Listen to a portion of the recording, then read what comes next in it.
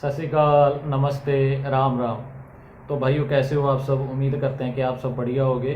और सबसे पहले तो माफ़ी चाहते हैं कि यार वीडियो देर से आती है, तो उसके लिए माफ़ी चाहते हैं। लेकिन अब से कोशिश करेंगे कि वीडियो जो है वो रेगुलर डालें। और ये आज की जो वीडियो है वो डॉक्टर विवेक बिंद्रा जी ने, जो मोटिवेशनल स्पीकर हैं, है ना, उन्होंने बनाई है छत्रपति संभाजी महाराज के ऊपर। इनका नाम वैसे यार पहले नहीं सुना, मैं ऐसे ही अगर बोलूं, इनका नाम पहले नहीं सुना। आपने ही जो है वो सजेस्ट किया है, हमारे जो कोई व्यूअर्स हैं उन्होंने ही सजेस्ट किया है कि इनके ऊपर ज़रूर रिएक्शन कीजिए। तो आज बिल्कुल भाई उन्हीं के ऊपर रिएक्ट करेंगे और कुछ नया जानने को हमें मिलेगा। ऑब्वियस सी बात है ना, क्योंकि नाम पहले कभी नहीं सुना। तो भाई बिना किसी देरी के वीडियो शुरू करते हैं। जो भी भाई चैनल पर पहली बार आया है वो चैनल को सब्सक्राइब और वीडियो को लाइक ज़रूर करें भाई, इससे हमें मोटिवेशन मिलता है। और वीडियोस जो है हम अब कोशिश करेंगे कि रेगुलर आएँ। तो बिना किसी देरी के वीडियो शुरू करते हैं। 3, 2, 1 स्टार्ट। Bounce back.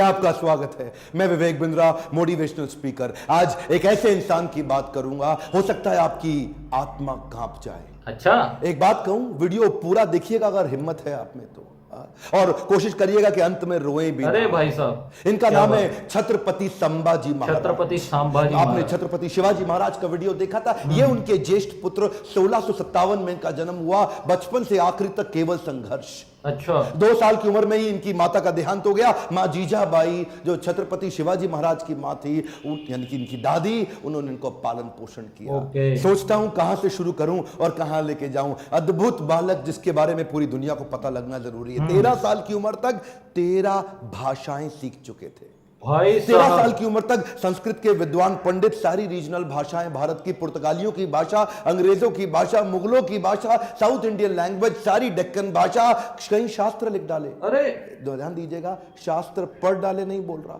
13 साल की उम्र तक 13 भाषा और कई शास्त्र, बुद्ध भूषण और नक्शिका जैसे वो शास्त्र, और कई शास्त्र जहां पे इन्होंने अपने रायगढ़ के किलों की बात करी, गणपति का बहुत सुंदर गुणगान किया।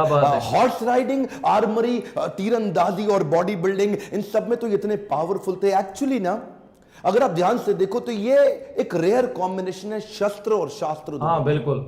जो बच्चा या जो व्यक्ति शास्त्र पढ़ने में बड़ा एक्सपर्ट हो जाता है ना, फिर उससे शस्त्र उठता है। और जो शस्त्र उठा लेता है वो शास्त्र पढ़ने में निपुण नहीं होता। अद्भुत बाल साहित्यकार, जो साहित्य पढ़ता भी था और साहित्य लिखता। 13 साल की उम्र, हुआ क्या, बुद्धि और बल दोनों बढ़ गया। 60 किलो की तलवार लेके 16 साल की उम्र में पहला युद्ध रामनगर का जीता। छोटा बच्चा होता है ना, उसका मन होता है कि पिता के साथ समय बिताए, पर पिता उस समय मुगलों से लोहा लेने में व्यस्त हो चुके थे। लेकिन एक बार छत्रपति शिवाजी महाराज ने, अभी ये 9 साल के थे संभाजी महाराज, इनको क्या बोले, मेरे साथ चलो, आगरा जा रहा हूं मैं, वहां के मुगल शासक औरंगजेब से मिलने।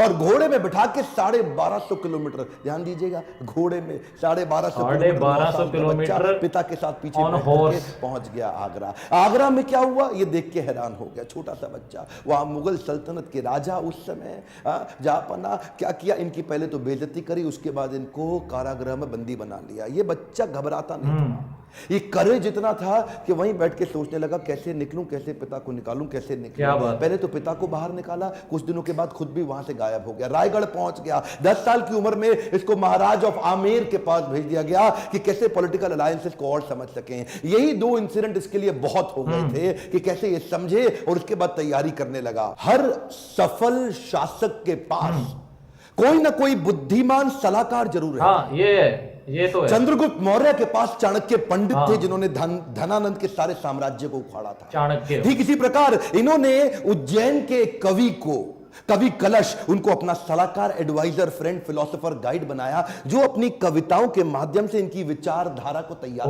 किया, इनकी सोचने की क्षमता, इनके बैरियर्स को खत्म करते थे। वो उनके ऐसे महान इंटेलिजेंट एडवाइजर थे जो हमेशा इनके, कवि कलश को ही हमेशा अपने साथ रखते थे।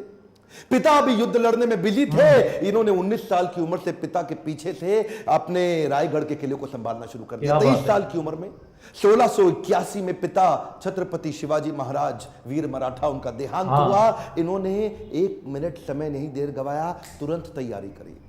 तुरंत क्या तैयारी करी? औरंगाबाद में औरंगजेब का सबसे बड़ा किला, और ये सोचने लगे कि हमारे पास आज धन की तो कमी है, और अगर इसके किले को पहली बार में मैं उखाड़ दूं, इनका धन घटेगा, मेरा बढ़ेगा, डबल बेनिफिट। औरंगाबाद की इस बड़ी लूट और बड़ी हार ने औरंगजेब को एकदम हैरान कर दिया। औरंगजेब ने सोचा भी नहीं था कि 23 साल का ही तो बच्चा है ये ऐसा कैसे कर सकता है। और इसने अपने हुसैन अली खान नाम का अपना सबसे बड़ा जनरल, उसको 20,000 हाथी और सैनिकों के साथ, घोड़ों के साथ, पशुओं के साथ भेजा कि इसको खत्म कर। हुसैन अली खान बोला कि 2 दिन में खत्म कराऊंगा, 2 दिन में खत्म। वहां पे मराठा इतने तेज, और इसका जो करेज था ना, इनकी लीडरशिप बड़ी पावरफुल थी। मराठा इकट्ठे हो गए और हुसैन अली खान को 1 साल लगा, कुछ नहीं कर पाए, कई बार उसको मारा। इसने इसको वापस बुलाया और 1680, 81, 82 कई दफा अटैक कराया। अच्छा, एक भी लड़ाई नहीं। एक बात बताएं आपको, पूरे इतिहास के अंदर शायद छत्रपति संभाजी महाराज ही अकेला ऐसा योद्धा रहा होगा हमारे देश से जिसने 9 साल के अंदर 120 लड़ाइयां लड़ी, लेकिन एक भी नहीं हारा। औरंगजेब सोचा पूरा नॉर्थ तो मैं जीत ही चुका हूं, अब तो केवल डेक्कन बाकी रह गया है। डेक्कन समझते ना, जो उस समय का जो दक्षिण था, अहमदनगर से नीचे लेके जो आज का केरला, कर्नाटका, तमिलनाडु, आंध्रा, हैदराबाद, जितना भी आज पूरा देखते हैं महाराष्ट्र मिला के, वो सोचा कि बस ये डेक्कन जीतना बाकी रह गया है। तो वो महाराष्ट्र की तरफ जब बढ़ने लगा तो वहीं औरंगजेब ने एक ट्रीटी साइन करने की कोशिश करी, एक कॉन्ट्रैक्ट साइन करने की कोशिश किया पुर्तगालियों के साथ गोवा में, ताकि समुद्री रास्ते से उनको एक और सपोर्ट मिले, उनके arms and ammunition middle east से आ सके।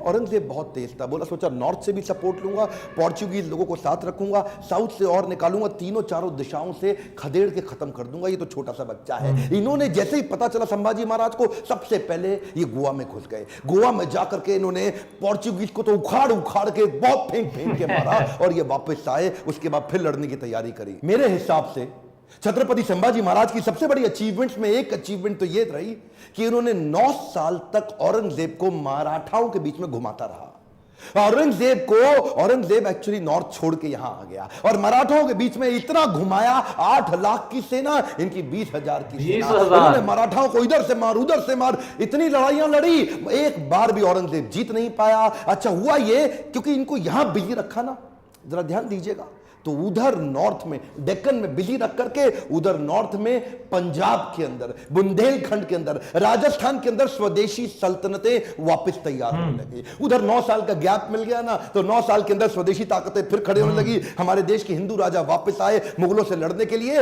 ये इसको गोल गोल घुमाते रहे, इतना गोल गोल घुमाया कि पूरे भारत को जीतने का गोल हाथ से छूट गया।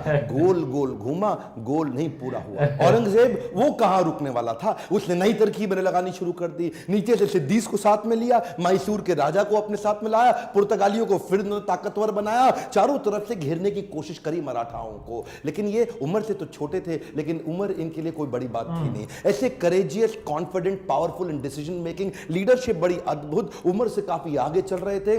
इनोवेशंस बिल्ड करने शुरू कर दिए। क्योंकि धन पैसा कम था तो उन्होंने क्या किया, अपने इलाके के सारे मोचियों को और दर्जियों को इकट्ठा किया। उनको बोला आओ पेड़ से ना रबड़ का कपड़ा बनाओ निकाल करके, और लकड़ी की छालों को निकाल के तीर बनाओ, रबड़ के कपड़े को उसके आगे लपेट दो, एक तरफ तेल लगाओ, दूसरी तरफ बारूद लगाओ। रबड़ का कपड़ा जल्दी जलता नहीं है, और तेल जला करके तीर को छोड़ दो, जैसे ही जाके निशाने पर टकराएगा उसका जो गन पाउडर है, बारूद, वो विस्फोट करेगा, भयंकर तबाही मचाएगा। नए नए इनोवेशंस लेके आए। मैं बोल रहा हूं ना, बुद्धि से बहुत तेज थे। औरंगजेब को भी तो मानना पड़ेगा ना। हाँ, हारते थे, मार खाते थे, फिर खड़े हो जाते थे लड़ने को, हारते थे, मार खाते थे, फिर खड़े हो जाते थे। और अकेले नहीं लड़ते थे, लोगों को साथ में लेके मराठाओं को घेरने में। ये चिक्कादेव राय नाम का एक राजा था जो इनके साथ पूरी तरह मिल चुका था। इसने क्या किया, छत्रपति संभाजी महाराज ये सबको बोल दिए, एक ने भी अगर औरंगजेब के धर्म परिवर्तन के मिशन में मदद करी, उखाड़ के सारी नस्लें खत्म कर दूंगा, बर्बाद कर दूंगा।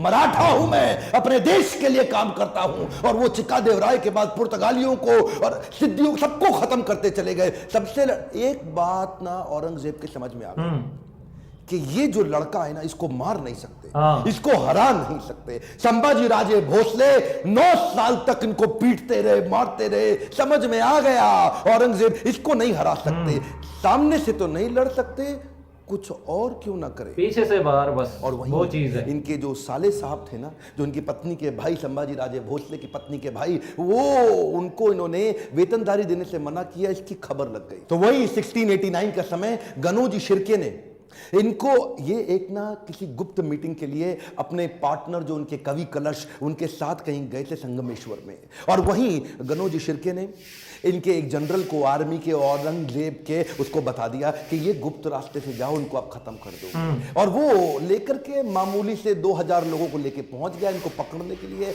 8 लाख लोग तो हरा नहीं पाए, इनको पता था नहीं हरा सकते, 2000 से हारना पड़ा। क्यों? क्योंकि धोखा दिया गया। गनोजी शिर्के बेईमान हो गए, अपना परिवार का इंसान बेईमान हो गया। हाँ, हमें तो गनोजी शिर्के ने लूटा, औरंगजेब में कहां दम था, अपनी कश्ती वहां डूबी जिधर पानी कम था। गनोजी शिर्के ने वो गुप्त रास्ता औरंगजेब के जनरल को बता दिया। ये लेकर के सिपाही सेना वहां जाके पहुंच गए, निहत्ते जाकर के उनको पकड़ लिया, कब्जा लिया, साथ में कवि कलश और इधर छत्रपति संभाजी महाराज। दोनों करते क्या ना करते, 8 लाख लोग मिलकर के नहीं इनसे लड़ सके, चोरी से इनको जाके पकड़ लिया। औरंगजेब अंदर तक खुन्नस खाया हुआ था संभाजी महाराज से। कवि कलश संभाजी महाराज को लेके ऊंट से उल्टा टांग दिया, उल्टा टांग के पूरे शहर में घुमाया, बहुत मारा पीटा, लोगों को बोला इन पे मूत्र त्यागो, इनको मारो, पत्थर फेंको। उसके बाद बुला के बोला 3 प्रश्न, मराठा किंगडम मेरे हवाले कर दो, ट्रिब्यूटरी प्रिंस बना दूंगा, जो सोना गहना छुपाया चोरी किया है मुझको वापस कर दो, और किसने तुम्हारी मदद करी उसका नाम बताओ, तीसरा अपना धर्म परिवर्तन कर लो। ये 3 काम कर लो, आज ही जीवित बचोगे और मेरे साथ रहोगे, ताकतवर बना दूंगा तुमको। संभाजी महाराज और कवि कलश की आंखों में इतना सभी डर नहीं। उसको बोले कि मैं मराठाओं की जमीन तुम्हारे नाम नहीं करूंगा, अपने धर्म का बलिदान नहीं करूंगा, 1000 बार मारो, अगली बार फिर जन्म लूंगा, अपने ही धर्म में लूंगा। रुका नहीं औरंगजेब। इन दोनों ने अन्न जल का त्याग कर दिया और शरीर को लेकर सुन्न हो गए। वो उनके नाखून उखाड़ते चले गए, आंखों में मिर्चियां डालते चले गए। उसके बाद जलती सलाखें लेके आंखों में डालते वक्त फिर पूछा, उसको भी डाल दिया। ये बोले नहीं कुछ भी, ये शांत खड़े रहे। पीड़ा बहुत हुई लेकिन ये नहीं बोले हमको छोड़ दो, माफ कर दो। उंगलियां काटनी शुरू करी, पांव की काटी, पांव काटे, हाथ काट दिए, बालों को उखाड़ दिया, वो हाल किया। उसके बाद धीरे धीरे खाल उतारने लगे। हर बार पूछते थे 3 प्रश्न, अपना धन दे दो, जमीन दे दो और धर्म परिवर्तन कर लो। ये सुन्न खड़े रहे वहां पे। ये दर्दनाक सिलसिला 40 दिन तक चलता रहा। औरंगजेब रोज शाम को आके उनसे पूछता था, बता दो बता दो, और आखिरी में बोला कि मैं तुम्हारे आगे हार मान गया, मेरी 4 संतानें, अगर मेरा एक भी बेटा तेरे जैसा होता ना संभाजी महाराज, पूरे देश को मुगल सल्तनत बना देता, इस देश को, भारतवर्ष को मुगल सल्तनत बना देता। तेरे आगे मैं हार मान गया, काट डालो उसका शरीर, काट डालो उसका शरीर। टुकड़े टुकड़े कर दिए उनके, वाघ नख लेके छोटे छोटे टुकड़े करके उनको बोला नदी के पास फेंक दो। समस्त मुगल राजाओं में औरंगजेब एक अमानवीय, इनह्यूमन राजा था। बहरहाल मौका मिल गया सारे मराठों को एक होने का। उन्होंने शरीर के टुकड़े उठाए शंभूजी महाराज के, उनको सिल के उनका अंतिम संस्कार किया। लेकिन अब हर घर महल बन गया, हर औरत सेना में आ गई, हर पत्ता तीर बन गया। देश धर्म पर मिटने वाला शेर शिवा का छावा था। महापराक्रमी, परम प्रतापी एक ही शंभू राजा था। सारी मराठा कम्युनिटी एक हो गई और उसके बाद दोबारा युद्ध छेड़ा गया, खत्म हो गया दक्कन का सुल्तान बनने का उसका सपना।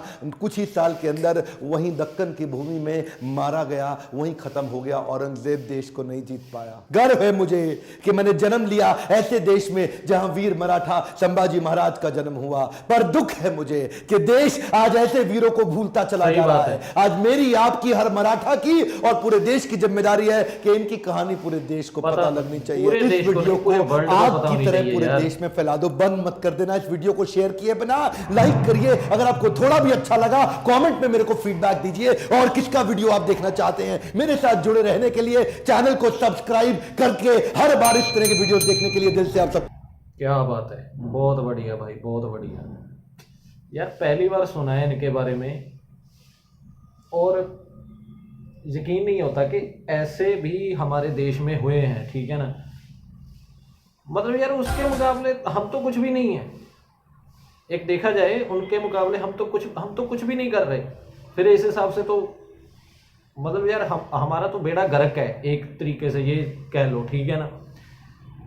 मतलब हमने तो कुछ क्या करना है, जो इनका इतिहास है वो इतिहास हम आगे नहीं पहुंचा पा रहे, और हम क्या करेंगे मुझे बताओ यार।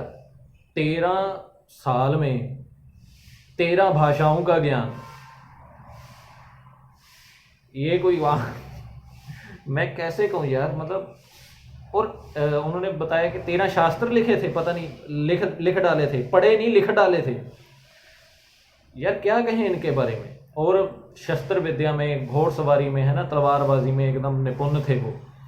यार हम लोग ना भाई इनके सामने केवल सर झुका सकते हैं और कुछ नहीं।